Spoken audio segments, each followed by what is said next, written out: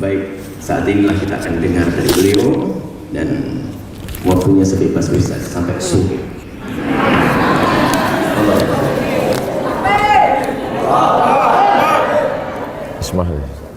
Bismillahirrahmanirrahim. Assalamualaikum warahmatullahi wabarakatuh. Alhamdulillah wassalatu wassalamu ala rasulillah sayyidina wa maulana wa syafi'ina wa zuhrina wa qurrati ayunina Muhammad ibn Abdillah wa ala alihi wa sahbihi wa man da'a bi da'watihi wa istanna bi sunnatihi ila yaumi liqa'i rabbih wa ba'du. Syekhuna al-fadil Abuya Yahya hafizahullah wa saddada khutah matta'ana Allah bi tuli umrihi wa natabarraku bi majalisihi al-ilm. Pada kesempatan yang baik dan mulia ini, kedatangan Al-Faqir Abdul Somad ada 3 tujuan. Yang pertama, menyambung silaturahim. Man ahabba yubsata lahu fi rizqihi, siapa yang mau lapang rezekinya, wa yunsa'alahu fi atharihi, mau panjang umurnya, falyasil rahimahu. Yang kedua adalah ingin menuntut ilmu. Man kharaja fi talabil ilmi, siapa yang keluar rumah dengan niat menuntut ilmu, fa huwa fi sabilillah, maka dia sama seperti orang yang berjihad fi sabilillah hatta yarji'an. Yang ketiga adalah memohon doa dari guru kita, mudah-mudahan selalu istiqomah, mudah-mudahan selalu diberikan hidayah bimbingan Allah dan mati dalam keadaan husnul khatimah. Sebenarnya kedatangan Al-Faqir itu saja yang 3. Tiba-tiba sampai di sini tadi diberikan kertas, tolong Ustadz berbicara sampai jam 7.45. Jadi merubah niat di tengah ibadah itu masih ikhtilaf ulama. Jadi tidak bisa merubah niat di tengah ibadah. Tapi kata Buya, silakan berbicara sampai sore. Insyaallah. Suatu ketika Imam An-Nawawi meninggal tahun 676 Hijrah, ingin berziarah ke makam Imam Muhammad bin Idris Asy-Syafi'i, meninggal tahun 204 Hijrah. Jarak antara mereka lebih kurang 400 tahun. Imam Syafi'i meninggal di Fustat di Kairo, sedangkan Imam Nawawi berada di Damaskus, Suriah. Jaraknya lebih kurang 1.500 km. Kalau tidak percaya, ukur sendiri. Lalu kemudian Imam Nawawi dengan jarak yang jauh, dengan jarak umur yang jauh, datang mau berziarah ke makam Imam Syafi'i. Begitu beliau sampai, melihat kubah. Jadi makam Imam Syafi'i itu ada kubahnya. Begitu dia melihat kubah, air matanya menetes, bulu romanya dia tak sanggup menahan. Akhirnya dia tidak jadi berziarah, dia pun pulang. Karena kehebatan kemuliaan Imam Muhammad bin Idris Asy-Syafi'i. Lalu kemudian Imam Nawawi pun pulang, meninggalkan Mesir menuju Damaskus. Rupanya Imam As-Subuki mendengar berita itu, bahwa ada seorang ulama besar bernama Imam An-Nawawi datang ke Mesir. Imam As-Subuki pun datang ke Kairo, Fustat, mencari Imam Nawawi. Rupanya Imam Nawawi juga sudah meninggalkan Mesir. Dia menyusul sampai ke Damaskus. Sampai di Damaskus, ternyata Imam Nawawi tidak berada di Damaskus. Dia sudah pulang ke kampung halamannya di Nawa. Lalu kemudian Imam As-Subuki datang lagi, dan mereka mengatakan Imam Nawawi sudah menghadap Allah, meninggal dunia. Begitulah para ulama saling ingin bertemu, saling ingin berjumpa. Ulama yang karena Allah Subhanahu wa ta'ala, tak ada hasad dalam dirinya, tidak ada di dalam hatinya untuk kibr, angkuh dan sombong, dan tidak ada ihtiqar, mengecilkan orang lain. Al-Faqir Abdul Somad hari ini dimuliakan luar biasa, berada di majelis ilmu Buya Yahya hafizahullah, dan diberikan kesempatan untuk berbicara. Mudah-mudahan pertemuan kita ini pertemuan yang diridhai Allah Subhanahu wa ta'ala. Bertemu di majelis ilmu, majelisnya Rasulullah SAW, disatukan pula di dalam surga Jannatul Firdaus insyaallah. Ma'an nabiyyin, bersama para nabi, wasiddiqin, bersama orang-orang yang benar, wasyuhada, bersama orang yang mati syahid, wassalihin, bersama orang-orang yang saleh. Imam An-Nawawi rahimahullah ditulis oleh Syekh Abdul Fattah Abu Ghuddah dalam kitab Al-Ulama Al-Uzzab Alladzina Atharul Ilma Ala Zawaj. ulama-ulama yang tidak menikah karena lebih mementingkan ilmu daripada menikah. Di antaranya adalah Imam An-Nawawi, tidak menikah sampai menghadap Allah Subhanahu wa taala. Tapi ini jangan dijadikan inspirasi oleh para jombloan sejati, karena berbeda kadar keilmuan dan latar belakang. Lalu kemudian Imam Nawawi itu sebagaimana diceritakan oleh Syekh Ali Jum'ah, Imam An-Nawawi, beliau pada suatu ketika, tidak seumur hidupnya, beberapa zaman saat beliau aktif menulis, tidurnya hanya pada saat menulis, dan ketika dia mengantuk lalu kemudian kepalanya berat terjatuh pada tulisan. Lalu kemudian ketika dia sudah terbangun, dia lanjutkan lagi menulis. Itulah mengapa ketika dihitung, ternyata lembaran-lembaran kitab yang dia tulis itu kalau dihitung lebih banyak daripada usia hidupnya, karena memang hidupnya adalah untuk ilmu. Imam An-Nawawi rahimahullah dimuliakan Allah Subhanahu wa taala dalam bidang hadis. Ketika orang mengkaji di awal-awal kajian Al-Arba'un An-Nawawiyah, 40 hadis-hadis, walaupun jumlahnya lebih daripada itu. Kemudian orang akan naik lagi ke atas, mereka juga akan membaca hadis-hadis yang disusun Imam An-Nawawi dalam kitab Riyadhus Shalihin.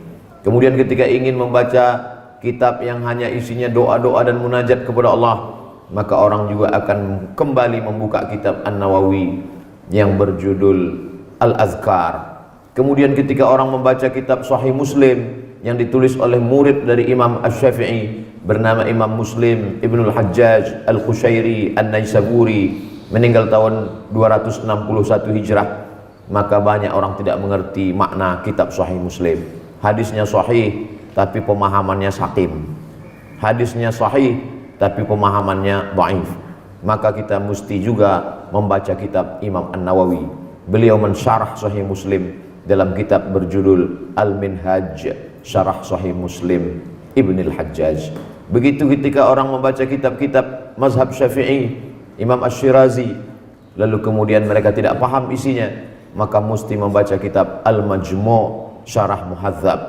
Maka dalam bidang hadis, dalam bidang fikih, tidak ada orang yang tidak berhajat, membutuhkan, memerlukan imam-imam kitab-kitab Imam An-Nawawi. Begitu juga ketika orang membaca kitab mustalah hadis, hadis sahih, hadis dhaif, hadis hasan, hadis maudhu', kalau putusnya di bawah karena rawinya hilang, maka disebut dia dengan mu'allaq. Kalau putusnya di atas hilang nama sahabat, disebut dia mursal. Kalau dia putus rawinya dua berurut-urutan, disebut dengan mu'dal. Kalau hilang salah satu, tidak sama dengan mu'dal, bukan mu'allaq, bukan mursal, maka dia sebut dengan munqati. Maka orang juga tetap membaca kitab Imam An-Nawawi yang disyarah oleh Imam Jalaluddin Abdurrahman As-Suyuti dalam kitab Tadribur Rawi Syarah Taqrib Imam An-Nawawi. Imam An-Nawawi dengan Imam As-Suyuti jaraknya luar biasa. Kalau Imam An-Nawawi tahun 676, maka Imam As-Suyuti tahun 911. Di antara jarak yang panjang itu, mereka masih punya hubungan. Hubungannya adalah hubungan kajian, hubungan keilmuan, hubungan kecintaan karena Allah Subhanahu wa taala.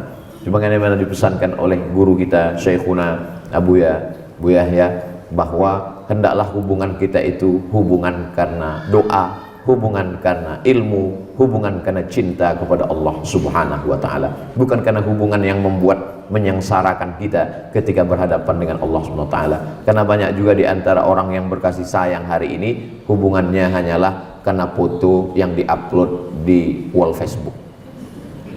Banyak jamaah yang minta foto dengan Ustaz Abdul Somad, yang tujuannya akhirnya nanti kalau Ustaz Somad meninggal bisa diupload, dikasih lingkaran merah innalillahi wa inna ilaihi raji'un. Jamaah yang dimuliakan Allah Subhanahu wa taala, jadi kita sebagaimana dikatakan Abu ya, membacakan kitab para ulama, lalu kemudian orang menyangka kita ustadz, padahal sebenarnya amat sangat jauh daripada itu. Kita hanya bisa mengikuti, menapaki apa yang pernah mereka lakukan dulu. Siapa yang kenal Imam Nawawi? Di mana rumahnya? Bagaimana keadaan keluarganya? Kita kenal Imam An-Nawawi karena kita membaca kitab-kitabnya. Apakah kalau kita sudah meninggal dunia nanti akan ada yang kita tinggalkan? Alhamdulillah, guru kita meninggalkan kitab, meninggalkan santri, pondok pesantren. Maka kita coba berpikir, kira-kira nanti kalau kita mati menghadap Allah Subhanahu wa Ta'ala, apa yang akan kita tinggalkan, dan apa yang akan tetap mengalir, dan apa yang akan menjadi penerang alam barzakh. Maka kalau dapat tiga-tiganya, ilmun yuntafa'u bihi, ilmu bermanfaat, alhamdulillah. Kalau dapat waladun solehun, anak yang soleh, alhamdulillah. Kalau dapat lagi yang paling berkah di antara itu adalah shadaqatun jariyah, alhamdulillah. Itulah mengapa ketika orang-orang kalau sudah meninggal menghadap Allah Subhanahu wa Ta'ala, ditanya Allah, hai mayat-mayat, hai orang yang meninggal dunia, maukah kamu aku berikan hidup walaupun semenit, satu detik? Mereka berkata, laula akhartani ila ajalin qarib, kalaulah engkau beri aku masa yang singkat, yang pendek, semenit, satu detik ya Allah, fa as-saddaqa, aku ingin hidup, dan hidupku itu aku pakai untuk bersodakoh. Ada juga yang mengatakan bersolawat. Padahal yang kita maksud dalam ayat ini menurut para ulama, fa as-saddaqa, bersodakoh, wa akum minas salihin, dan aku ingin menjadi orang-orang yang soleh. Itulah mengapa ibu bapak selalu memintakan doa kepada Allah, Rabbi habli minas salihin.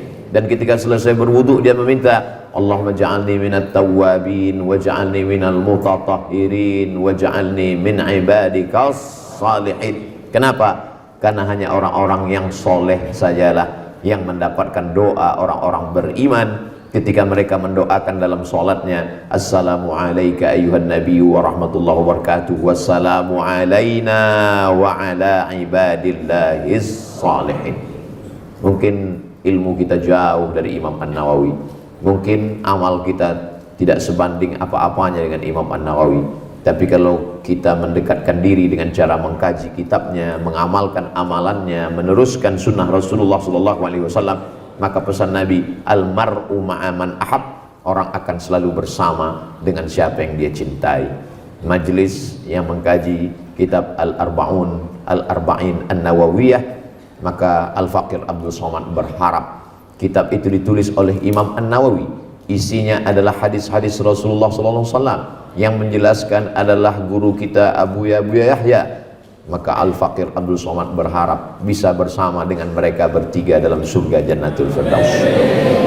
Adapun jamaah bersama juga dengan mereka, cuman agak jauh sedikit tempatnya.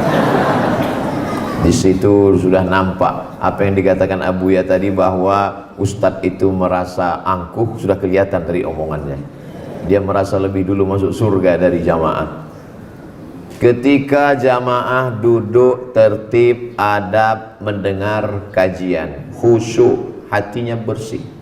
Lalu Abdul Somad yang ngomong, bicara, diberi kesempatan oleh Abu Ya, lalu kemudian berbicara, merasa dirinya mulia. Ketika dua hamba ini dibandingkan, ditimbang, bukan dilihat level, titel, status sosialnya, tapi dilihat hatinya. Antara jamaah yang hatinya rendah, menundukkan diri, merasa tidak tahu apa-apa, dibandingkan dengan Abdul Somad yang diberi kesempatan di majelis mulia, merasa terhormat. Saat itu jawab dengan, apakah pandangan Allah jatuh kepada hamba yang rendah hati atau kepada ustadz yang angkuh dan sombong? Jamaah sulit untuk menjawab, karena kalau nanti dia jawab jujur, ustadz tersinggung, berhenti, merajuk, sakit hati. Sesungguhnya banyak sekali orang menyangka bahwa hatinya dipandang Allah karena kemuliaan. Bukan.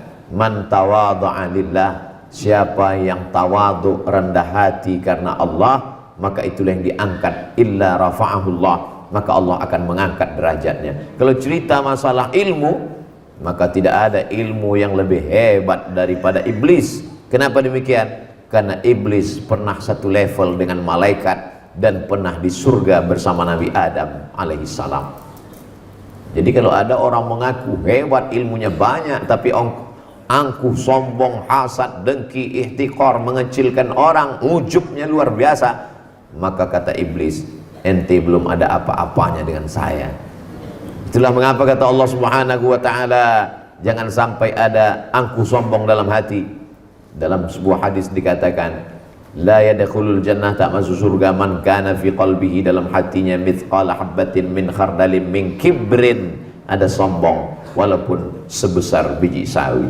Ketika tadi saya turun, Al-Faqir Abdul Somad turun menginjakkan kaki di pesantren Al-Bahjah, lalu kemudian Masya Allah para santri turun menyambut, mencium tangan Ustadz Abdul Somad. Santri yang bersalaman mencium tangan, hatinya bersih, rendah, tunduk, dia mengecilkan dirinya di hadapan Allah. Dia merasa tidak punya apa-apa, dia merasa tidak ada level apa-apa karena kerendahan hatinya itulah. Adapun Abdul Somad dengan angkuh dan sombongnya, bukan menarik tangannya, malah ngasih semua. Ayo, ayo, siapa lagi? Siapa? Silakan. Pada saat itu pandangan Allah jatuh kepada hamba yang sedang menghinakan dirinya, bukan kepada hamba yang sedang menaikkan dirinya. Makanya diungkapkan, i'jabul mar'i binafsihi unwanu dha'fi aqlihi. Orang yang ujub merasa kagum dengan dirinya, itu menunjukkan lemah akalnya. Kelihatannya besar isi kepalanya, tapi sebenarnya tak sesuai dengan kadar otaknya. Akalnya terlalu kecil, karena sesungguhnya orang-orang yang dibesarkan Allah Subhanahu wa ta'ala, dia sadar yang besar itu bukan dia, yang dibesarkan itu dia, yang membesarkan itu Allah. Itulah mengapa selalu dia angkatkan kedua tangannya dan dia berkata Allahu Akbar. Itulah mengapa selalu dia katakan subhanallah walhamdulillah wala ilaha illallah wallahu akbar wala haula wala quwata illa billah. Ini semua alat untuk mencuci karat-karat yang ada di dalam hati. Ketika Abdul Somad merasa bahwa diri dia suci, diri dia besar, diri dia hebat, diri dia, maka dia berkata yang suci hanya Allah, subhanallah. Ketika dia dipuji-puji orang, maka dia mesti mengatakan segala pujian milik Allah, walhamdulillah. Ketika orang mengatakan dia besar, maka dia mesti mengatakan yang besar itu hanya Allah, Allahu Akbar. Kalaupun dia bisa berjalan, dia bisa berkata, maka itu semua hanya kudrat dan iradat Allah. Maka dari mulutnya berkata la haula wala quwata illa billah. Kalau diucapkan dengan pemahaman, pemaknaan dan ilmu yang benar. Banyak juga orang yang berani mengucapkan subhanallah walhamdulillah wala ilaha illallah wallahu akbar, tapi maknanya tidak merasuk karena tidak dengan ilmu, tidak mempengaruhi pola pikirnya, tidak mempengaruhi perbuatannya. Akhirnya ucapan subhanallah walhamdulillah wala ilaha illallah wallahu akbar itu sama saja seperti ucapan bim salah bim abrakadabra, tidak berefek, tidak memberikan pengaruh. Itulah mengapa dikatakan dalam hadis Rasulullah SAW, Allahumma inni a'udzubika min ilmin la yanfa'. Ilmu ada, tapi tak ada manfaatnya, tak ada gunanya sama sekali. Kalau bicara tentang ilmu yang banyak, maka sesungguhnya tak ada ilmu kita dibandingkan dia yang diceritakan Allah dalam Al-Quran. Walau syi'na la rafa'nahu biha. Kalau kami mau, kami angkat derajatnya tinggi. Walakinnahu akhlada ilal ardi, tapi dia lebih memilih tanah ke bawah, rendah. Wattaba'a hawah, dia memperturutkan hawa nafsunya, namanya Bal'am. Maka dunia ini sebenarnya isinya tidak banyak, hanya 4 saja. Satu, orang yang diberi kekuasaan, angkuhnya luar biasa, Fir'aun. Orang yang punya harta, sombongnya luar biasa, Qarun. Orang punya ilmu, tapi ilmunya dipakai untuk menjilat penguasa-penguasa yang zalim, itulah dia, Haman. Maka mereka berdua selalu disandingkan, inna fir'auna wa haman, karena memang mereka satu kapal. Dan yang keempat adalah na'udzubillah, berilmu agama tapi ilmunya tidak dipakai untuk mendekatkan diri kepada Allah, dialah Bal'am. 4 tipe manusia kekal abadi sejak zaman Nabi Musa sampai hari ini. Jadi kita tinggal mengukur dan melihat diri kita saja. Kalau kita merasa punya kekuasaan tapi sombong, satu sel dengan Fir'aun. Kalau kebetulan kita kaya, tapi kemudian kekayaan kita hanya dipakai untuk menyombongkan diri, berarti kita satu tempat, satu level dengan Qarun. Kalau kita punya ilmu yang banyak, tapi ilmu itu tidak dipakai untuk mendekatkan diri kepada Allah, sesungguhnya kita bersahabat dengan Haman. Dan kalau kita, na'udzubillah, punya ilmu agama, mengerti, tapi bukan untuk menunjukkan yang hak dan membatilkan yang batil, bukan untuk li'ihqaqil haq wa ibtalil batil, sesungguhnya sama saja dengan Bal'am. duduk dengan para ulama sama dengan duduk di perpustakaan berhari-hari membaca kitab. Belum tentu faham. Tapi kalau Abuya sudah kita bersama majelis beliau, intisari dari kitab yang beliau baca dari mulai Dalwa dilanjutkan ke Ahqaf, lalu kemudian bacaan-bacaan beliau munajat di tengah malam, dikumpulkannya intisari dari semua kitab itu, dijelaskannya, kita sudah mendapatkan intisari patinya. Makanya banyak yang mengatakan kata-kata hikmah, duduk dengan ulama sejenak sama dengan duduk di perpustakaan bertahun-tahun. Karena kita baca buku belum tentu paham, kalau paham belum tentu dapat hikmahnya.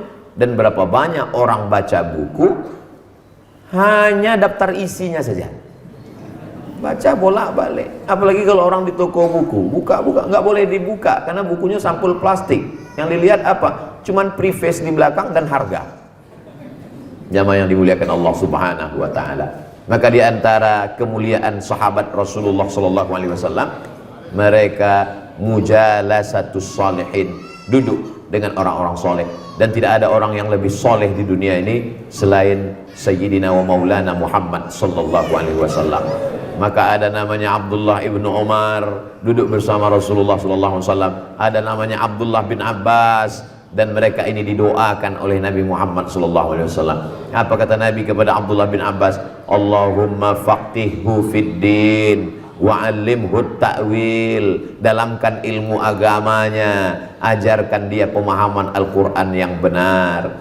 Apa kata Nabi sallallahu alaihi wasallam kepada Sayyidina Anas bin Malik? Allahumma aktsir amwalahu, banyakkan anak, banyakkan hartanya, wa auladahu, banyakkan anaknya, waj'alhu min ahlil jannah, jadikan dia penghuni surga. Jadi kita datang ke majelis ilmu bukan hanya sekedar dapat ilmu, tapi juga dapat doa. Berapa banyak orang punya ilmu tapi tidak dapat doanya, sehingga ilmunya itu hanya memberatkan dia di hadapan Allah Subhanahu wa taala. Nanti ketika berhadapan dengan Allah, la tus'alunna yauma idzin 'anin na'im, dan semua nikmat itu akan dihitung. Wa in ta'uddu ni'matallahi la tuhsuha.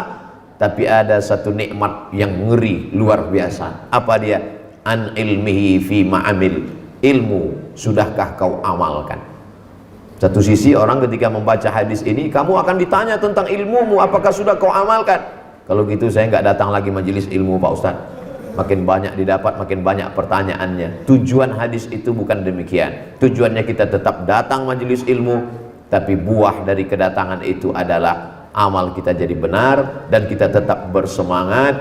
Al-Fakir hari ini datang ke majelis ilmu, diberikan Allah kesempatan, diberikan umur panjang, dalam perjalanan panjang berjumpa dengan guru kita semua, Buya Yahya. Pertemuan kami terakhir bulan Maret tahun 2020 di Solo bersama Habib Sagaf di kediaman Habib Naufal.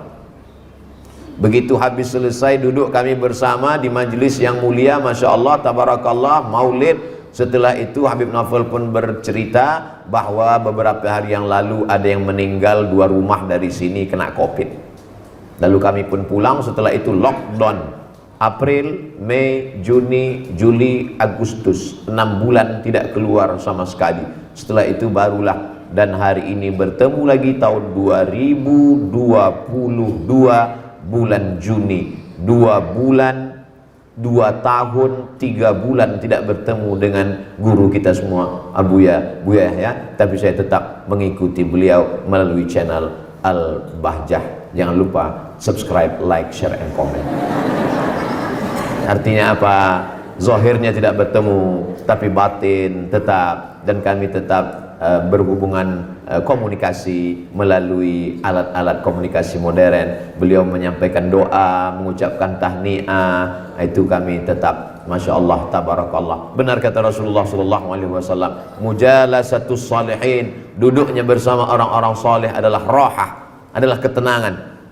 Al-Fakir Abdul Somad kemanapun pergi, dari mulai Aceh sampai ke Makassar, sampai ke Kalimantan, sampai ke Papua, selalu mencari ulama-ulama. Kenapa? Karena yang Al-Fakir rasakan, duduk bersama orang-orang soleh itu ketenangan. Tidak ada minta apa-apa, hanya duduk melihat wajah mereka, mendengar mereka bicara, mohon doa. Selalunya datang itu salaman, minta nasihat. Kalau kebetulan ada pengajian, ikut kajian, itu merasa ketenangan yang luar biasa. Ibarat handphone baru saja ketemu yang selama ini sudah low bat, low signal, lalu kemudian ketika ketemu itu cas kembali. Jadi nanti kalau setelah pulang dari Al-Bahjah ini kelihatan nanti Tausiah Abdul Somad makin menggelegar, maklum itu handphone baru dicas. Ada orang kesegarannya kalau habis piknik jalan-jalan ke sana kemari. Ada orang dia semakin semangat kalau habis jogging olahraga. Lain padang, lain belalang, lain lubuk, lain ikannya, lain orang, lain kebiasaannya. Al-Fakir Abdul Somad, saya kalau ingin membangkitkan semangat, makanya jamaah selalu bertanya, Ustaz olahraganya apa? Kamu nyindir karena saya kurus. Ustaz makanannya apa? Minum suplemennya apa? Selalu mengunjungi para ulama, baik yang masih hidup maupun yang sudah meninggal dunia. Kenapa? Karena itu yang dilakukan dulu oleh orang-orang soleh. Karena mereka tidak hanya sekedar mendapatkan ilmunya, tapi doanya. Berapa banyak orang berilmu tapi tidak dapat doa, tak ada barokahnya sama sekali. Barokah ziyadatul khair. Ziyadatul khair, umur mungkin tidak panjang, tapi kebaikannya panjang. Di antaranya Imam An-Nawawi. Mungkin ilmu tidak banyak, tapi kemudian barokahnya banyak, sehingga itulah yang diharapkan. Makanya kita kalau mendoakan orang itu yang didoakan barokahnya. Ada kedua mempelai kita doakan barokah, barakallahu lakuma wa baraka alaikuma wa jama'a bainakuma fi khair. Ada anak yang baru lahir yang kita doakan barokahnya, barakallahu laka fil mauhub wa syakartal wahib wa ruzikta birrahu wa balagha asyuddahu. Ada orang yang umurnya bertambah yang kita doakan barokahnya, barakallahu fi umrik, barokah, barokah, barokah. Barokah diambil dari kata barokah yabruku, artinya onta yang turun ke tanah. Saya punya onta, ibu punya onta, bapak punya onta, saya punya tanah, ibu punya tanah, bapak punya tanah. Tanah kita kosong, tapi tiba-tiba ada seekor onta datang dan onta itu memilih, kira-kira di tanah mana aku akan turun. Setelah dia pilih, akhirnya onta itu turun di tanah milik saya. Loh, tanahnya kan 3 Pak Ustadz, tanah Ustadz, tanah ibu, tanah bapak. Kenapa onta itu turun di tanah Ustadz? Ya yang ngomong saya ya terserah saya. Maka ketika onta itu turun di tanah saya dapat bulu onta, saya dapat kulit onta, saya dapat daging onta, saya dapat manfaat kendaraan onta. Maka arti barokah, tanahnya sama tapi ada kelebihan. Begitu juga dengan umur, begitu juga dengan usia, begitu juga dengan ilmu. Maka insya Allah dengan istiqomahnya kita di majelis ilmu ini, kita mendapatkan barokahnya insya Allah. Kenapa Ustadz itu ngomongnya cepat sekali? Itu salah satu min alamatil grogi. Jadi kalau berhenti nanti bahannya hilang. Kenapa Ustaz dari tadi ngelihatnya ke atas terus? Mau ngelihat, saya mau berhenti di jam 7.30. Pas. Masya Allah, tabarakallah, jazakumullah khairan.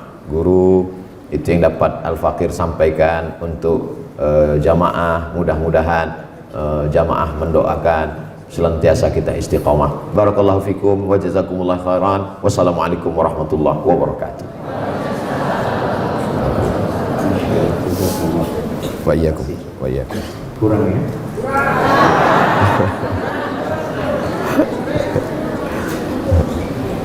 Karena sudah ditutup sama beliau, harus punya ide. Ada yang mau tanya? Nah,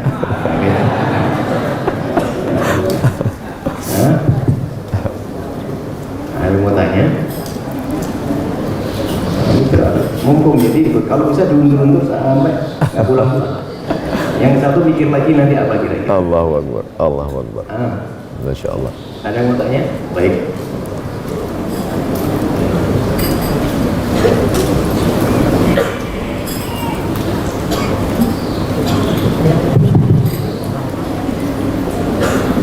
Assalamualaikum warahmatullahi wabarakatuh. Waalaikumsalam warahmatullahi wabarakatuh. Allahumma shalli ala sayyidina Muhammad wa ala ali sayyidina Muhammad. Terima kasih kepada Buya dan Ustaz Abdul Somad. Pada kesempatan kali ini yang ingin saya tanyakan ini terkait juga dengan figur ulama kita dari Ahlus Sunnah wal Jamaah. Kalau kita perhatikan di media sosial, banyak oknum-oknum dai kami lihat itu justru menjatuhkan figur ulama beliau. Beliau katakan Imam Al-Ghazali itu orang yang fakir dengan ilmu hadis. Jadi dengan statement yang seperti itu banyak menimbulkan keraguan dari umat Islam. Oh, ternyata dalam kitab Ihya itu banyak hadis-hadis yang dhaif. Bagaimana penjelasan Ustaz? Terima kasih. Assalamualaikum warahmatullahi wabarakatuh. Waalaikumsalam. Fadhil sini. Kita lihat bagaimana ulama dulu membaca kitab ulama sebelumnya. Al-Hafiz Al-Iraqi, kalau disebut Al-Hafiz itu berarti dia hafaz 300,000 hadis, 300,000 hadis. Salah satu ahli hadis bernama Imam Al-Hafiz Al-Iraqi. Dia membaca kitab Ihya Ulumuddin, lalu dia keluarkan takhrij. Takhrij artinya menuliskan status hadis-hadis yang ada dalam kitab Ihya. Jadi kalau kita beli kitab Ihya yang dicetak sekarang, itu di footnote-nya ada takhrijnya. Hadis sahih, hadis dhaif, hadis hasan, hadis sahih, hadis dhaif, hadis hasan. Itu yang pertama kali ulama hadis yang luar biasa membaca itu adalah Imam Al-Hafiz Al-Iraqi. Dan Imam Al-Iraqi tidak pernah menyerang Imam Abu Hamid Al-Ghazali. Begitu ulama dulu memuliakan Imam Al-Ghazali. Apa pelajaran dari sana? Kalau seorang Al-Hafiz yang hafal 300,000 hadis selevel Imam Al-Hafiz Al-Iraqi tidak pernah mencela Imam An-Nawawi, tiba-tiba tidak pernah mencela Imam Al-Ghazali, tiba-tiba ada orang sekarang yang hafalnya cuma 3 hadis kalau laptopnya hidup, lalu kemudian mencela Imam Al-Ghazali, maka saya tidak ingin mengajak orang ikut keyakinan saya, tapi saya lebih percaya Imam Al-Iraqi daripada orang yang ustadz ilmuhu fil laptop. Mazhabnya mazhab taba yatubu youtuban. YouTube ini baik, kita ketemu lewat YouTube, kita menyebarkan ilmu lewat YouTube, tapi YouTube tidak bisa membedakan antara hak dan batil. Semuanya ada, apapun mazhab yang mau dicari. Maka itulah pentingnya kita berguru supaya kita bertanya atas keraguan. Itu yang pertama. Berbeda antara orang sekarang membaca dengan menyerang tanpa mengerti ilmu. Sedangkan Imam Al-Hafiz Al-Iraqi dia jelaskan status-status hadisnya. Nah, apakah Imam Al-Ghazali tidak mengerti hadis? Bagaimana mungkin orang tidak mengerti hadis, dia hafal hadis sebanyak itu? Coba baca kitab Ihya Ulumuddin itu, berapa ribu hadis di dalam. Lalu kita bandingkan dengan orang yang mengatakan itu Imam Al-Ghazali nggak ngerti hadis. Coba hitung hafalan dia dengan hafalan Imam Al-Ghazali. Kalau hafalan dia ternyata lebih minim daripada Al-Ghazali, balikkan omongannya. Kalau kamu katakan Imam Al-Ghazali nggak ngerti hadis, hafalannya sekian ribu, berarti kamu lebih nggak ngerti karena nggak ada hafal sama sekali. Logika berpikirnya demikian. Lalu kemudian, kenapa ada hadis-hadis dhaif dalam kitab Ihya Ulumuddin? Apa kata Imam Nawawi? Imam Nawawi lagi menjawab, ajma'al ulama ala jawazil amal bil hadis dhaif. Ulama ijma' boleh beramal dengan hadis dhaif. Makanya banyak sekarang orang mempermasalahkan, Allahumma barik lana fima razaqtana wa qina azabannar. Dhaif. Awaluhu rahmah, awsatuhu maghfirah, akhiruhu itqun minan nar. Dhaif. Allahumma lakasumtu wa bika amantu. Dhaif. Jamaahnya enggak ngaji. Kalau jamaahnya ngaji, ketika didhaifkan, ini dhaif. Emang dhaif? Emang masalah wallah.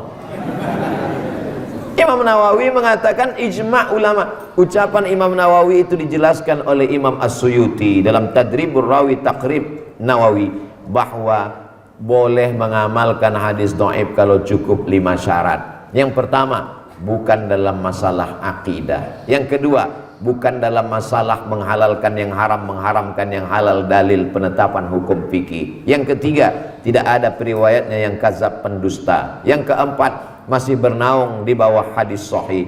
Yang kelima, bahwa dia untuk fadail a'mal. Jadi hadis-hadis dhaif yang ada di dalam kitab Ihya itu masih lagi dalam ruang lingkup koridor yang 5. Imam Al-Ghazali tidak melanggar apapun. Saya tutup dengan satu pernyataan dari Profesor Dr.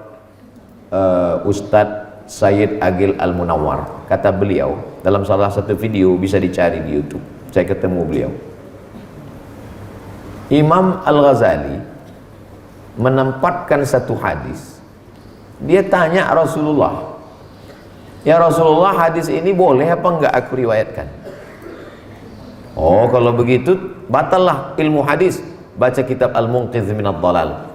Imam Al-Ghazali ketika dia sudah selamat dari hasad dengki, 11 tahun dia meninggalkan majlis, dia kemudian berkhalwat sampai ke maqam ma'rifat, lalu kemudian dia menulis kitab yang pertama, Al-Munqidh Minadh Dhalal. Di situ dia sebutkan, orang kalau sudah sampai ke maqam itu, maka dia melihat malaikat, dia melihat nabi-nabi, dia melihat Rasulullah SAW.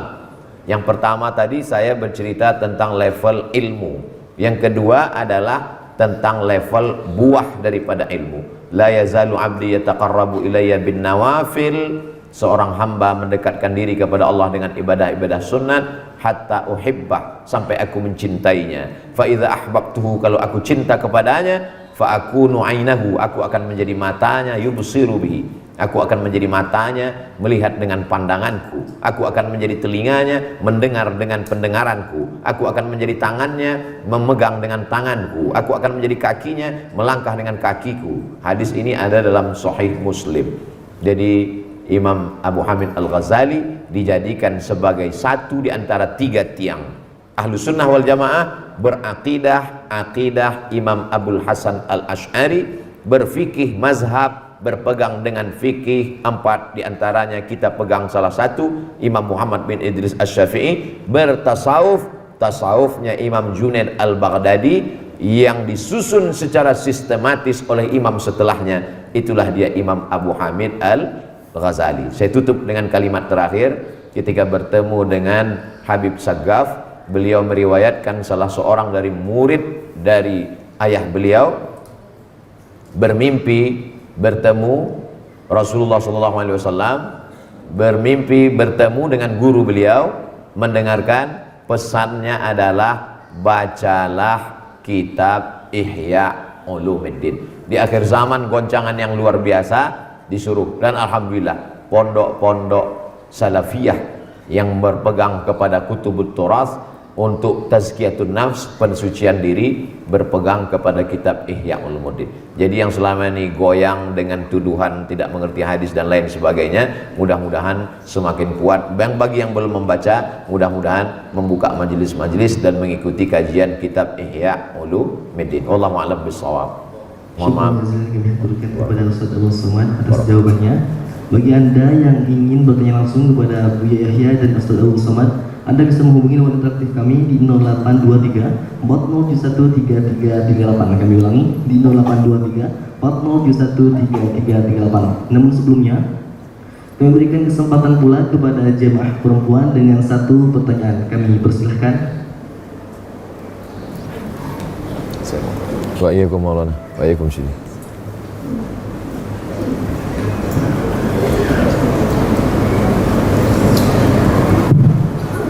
Bismillahirrahmanirrahim.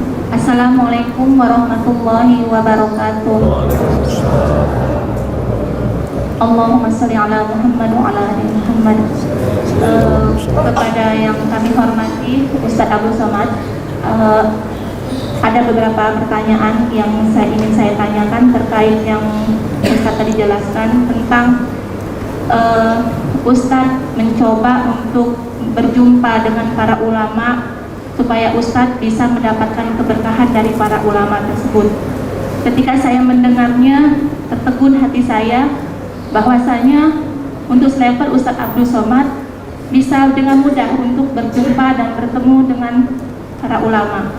Sedangkan kami, khususnya saya yang orang awam, yang orang yang memang fakir dalam ilmu agama, terkadang saya mencoba untuk menyuruh anak-anak saya ketika ada kajian seperti ini ya Ustadz, yang tidak saya duga bahwa Sebenarnya kedatangan kami di sini tadinya hanya untuk menjenguk seorang anak kami yang kebetulan seorang santri tahfiz di Al-Bahjah. Kemudian pagi ini baru kami tahu bahwa Ustaz Abu Somad mengisi kajian di pagi ini.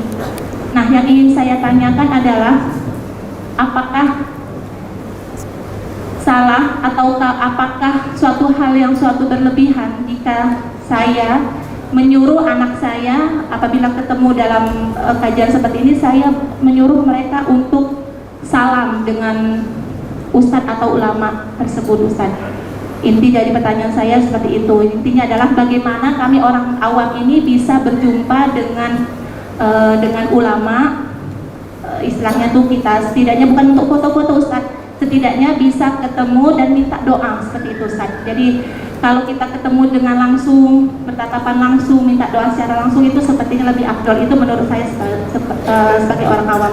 Mohon penjelasannya, Ustadz. Afwan, jika ada kata-kata yang saya yang kurang dimengerti, semoga Allah memberikan kepahaman atas pertanyaan saya ini. Syukron, jazakallahu khairan katsiran. Assalamualaikum warahmatullahi wabarakatuh. Waalaikumsalam warahmatullahi wabarakatuh. Izin Bu ya. Ketika sampai di kota Al-Madinah Al-Munawwarah, ada seorang perempuan bernama Asma melahirkan seorang anak laki-laki bernama Abdullah, nama suaminya Az-Zubair ibn Al-Awwam.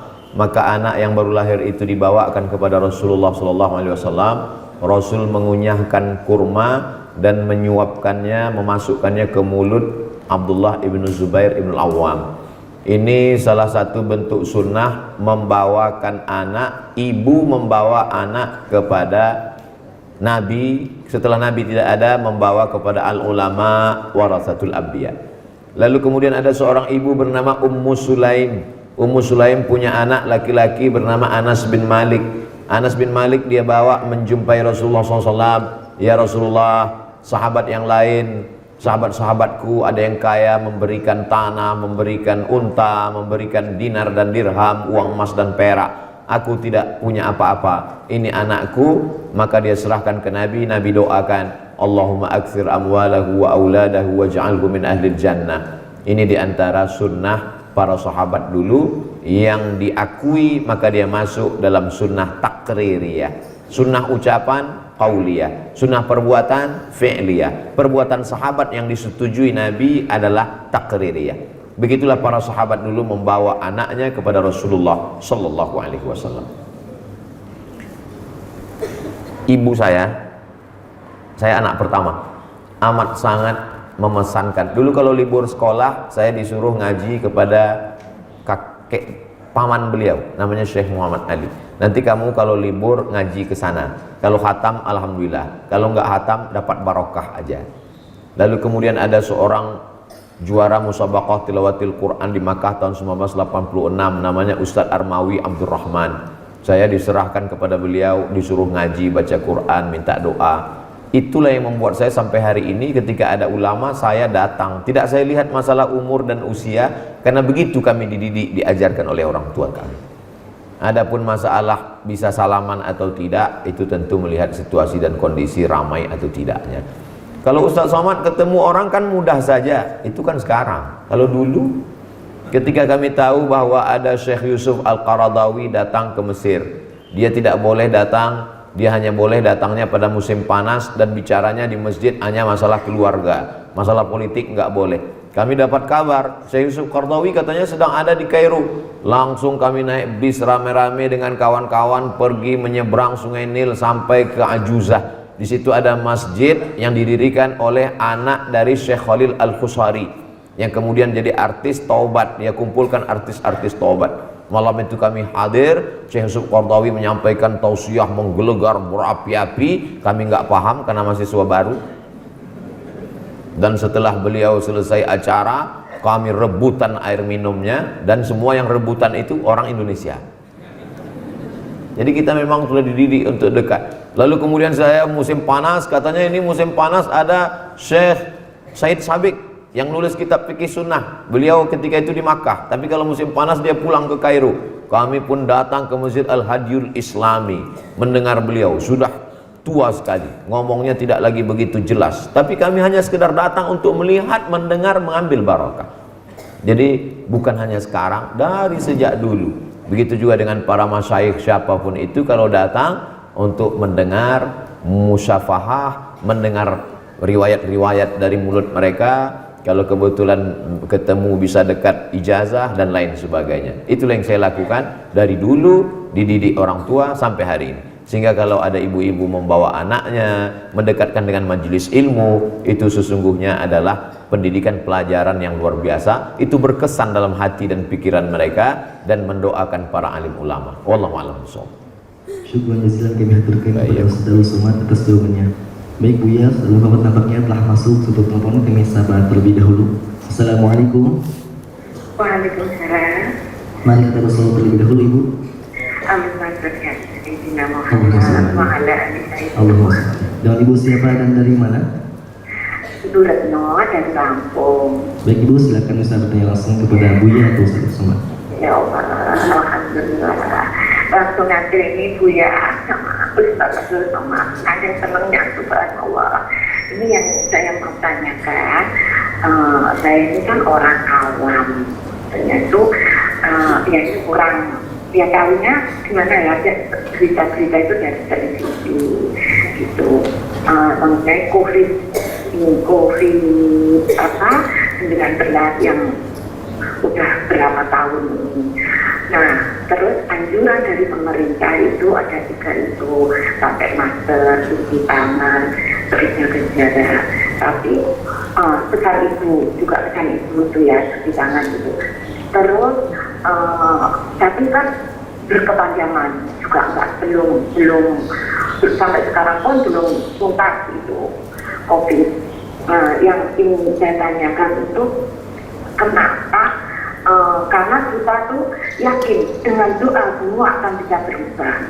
Tapi kenapa dari anjuran pemerintah itu kok nggak ada dianjurkan jadi setiap warga untuk berdoa, ya Allah lindungi, ya Allah Indonesia, ya Allah jauhkan Indonesia dari COVID itu.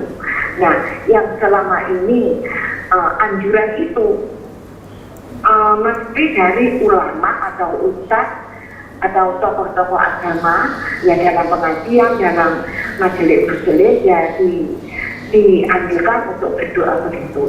Tapi itu kan bagi yang mau dan yang tahu. Misalkan di majelis-majelis itu, kenapa kok pemerintah tidak menganjurkan semua warganya untuk berdoa? Dan kita itu kayaknya orang awam kayak gini, karena yakin gitu loh, Ustaz, Buya, kalau dengan semua berdoa itu akan hilang gitu, karena dengan doa. Gitu, intinya itu. Dan maksudnya kenapa kok pemerintah nggak menganjurkan itu? Mohon penjelasannya, itu aja ya. Ustaz Abdul Somad begitu. Terus lagi kalau mungkin dikasih kesempatan, misalkan juga untuk menjaga anak-anak bangsa ini. Anak-anak bangsa ini apa itu? Untuk menjaga ya keamanan semua, menjaga Indonesia. Kadang ada penculikan, kadang ada apa itu narkoba, dan semua kriminal gitu. Kenapa juga nggak dilibatkan dengan ibu-ibu anak Indonesia?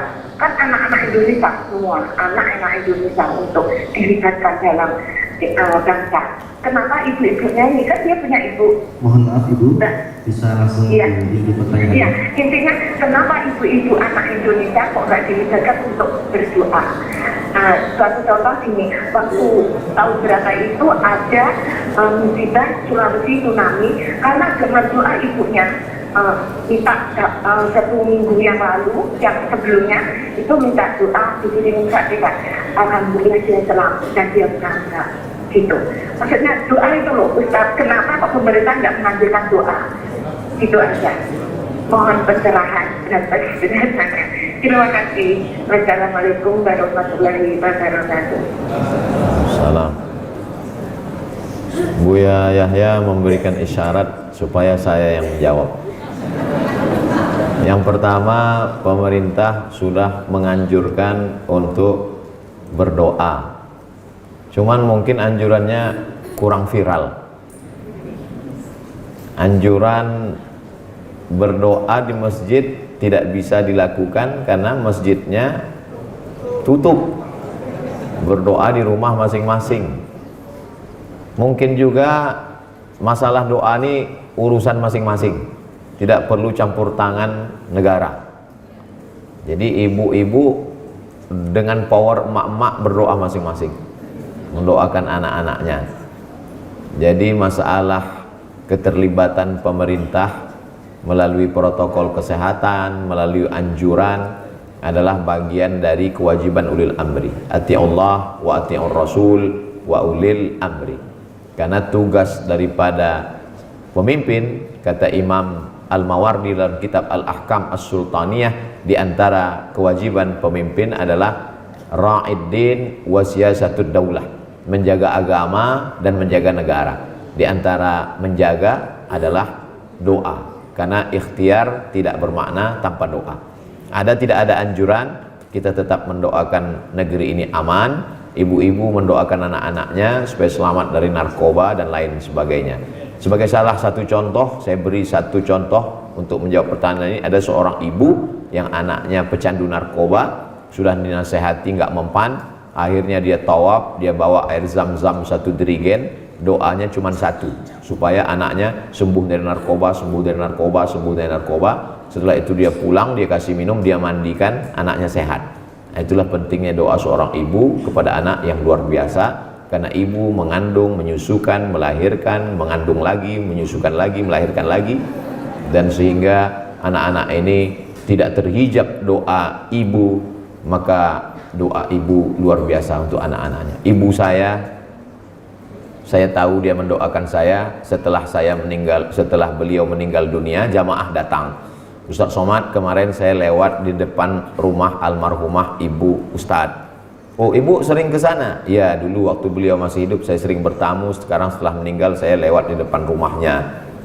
Terus dulu dia pernah cerita, katanya anak saya itu kalau dia keliling-keliling pulang ke rumah, dia tidur, saya doa malam, saya zikir di depan kamarnya, saya mendoakan dia. Dia tidak pernah cerita ke saya.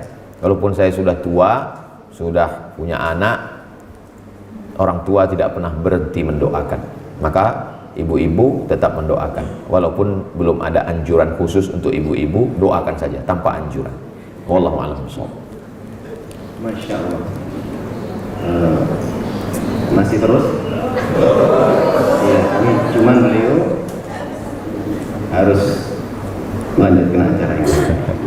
Pengajian tetap berjalan berlanjut. Masya Allah, Masya Allah. Masya Allah. Lihat dulu pas-pas belum berhenti. Masya Allah. Jazakumullah. Oh iya, Bro. Oh iya, minta doa. Nanti lanjut lagi, pengajian masih ada.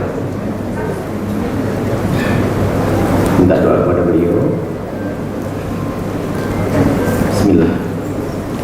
Astaghfirullahaladzim, astaghfirullahaladzim, astaghfirullahaladzim. Ila hadratin Nabi Mustafa Muhammadin sallallahu alaihi wasallam wa alihi tayyibin at-tahirin wa ashabil mayamin wan nabiyyin was siddiqin wa syuhada was salihin wal malaikatil muqarrabin wal ulama'il amilin wal awliya'is salihin wa ala hadhihi niyyah wa kulli niyatin salihah. Al-Fatihah. A'udzu billahi minasyaitonir rajim. Bismillahirrahmanirrahim. Alhamdulillahi rabbil alamin arrahmanir rahim maliki yaumiddin. Iyyaka na'budu wa iyyaka nasta'in. Ihdinas siratal mustaqim, siratal ladzina an'amta 'alaihim ghairil maghdubi 'alaihim waladdallin. Amin.